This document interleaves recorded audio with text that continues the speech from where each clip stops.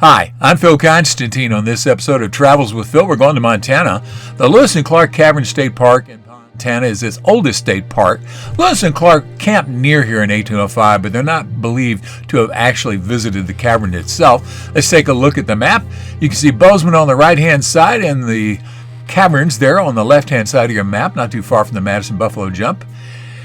While everything is subject to change here, there are two basic tours. The classic tour is physically challenging. It can take 2 hours and you climb over 600 stair steps. You must bend, duck, waddle, and slide on your rear. The Paradise Room may not be included. This tour is also not recommended for small children or anyone with claustrophobic concerns or mobility challenges. The lighting has changed over the last few years. Some areas which once had only low lights are now well lit. There has also been some distinct improvements in the handrails and the lighting on the trail. You can see that they actually have lighting there along the handrail itself, which is very helpful. This is my video from a few years back in the Paradise Room. At that time, it featured mood-setting purple lights. During the tour, guides often pointed out unusually shaped stalagmites and stalactites. You can hear the guides talking in the background here during this video. Those are nice formations right there. She's pointing them out with the light.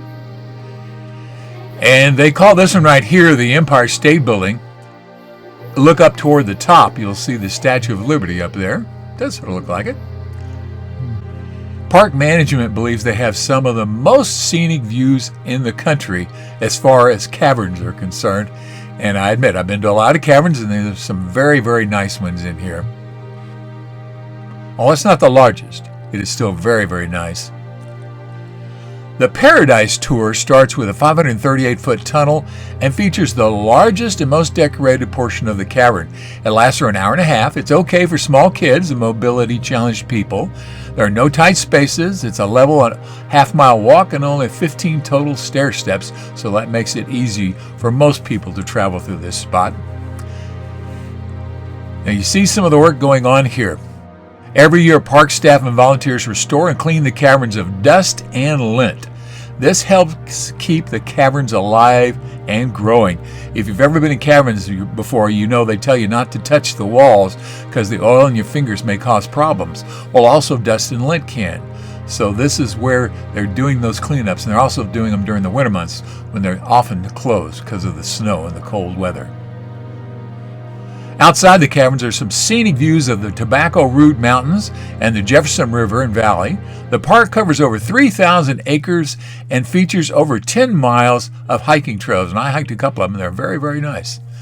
See some of the nice creeks out there. Nice view of the river and the valley below from up on one of the trails. And you can see a fair amount of wildlife out there, even a bear or two. So let's look at some of the local wildlife and flowers.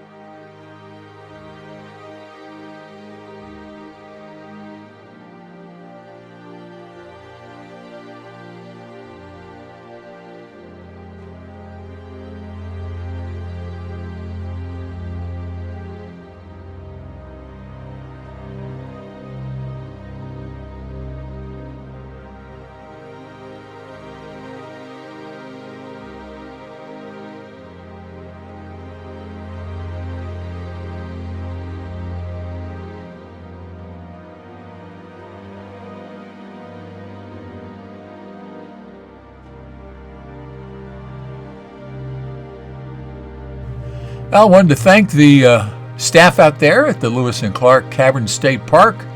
The beautiful views come with the park, and you can get more information about the park hours and costs and restrictions, etc. at that information above.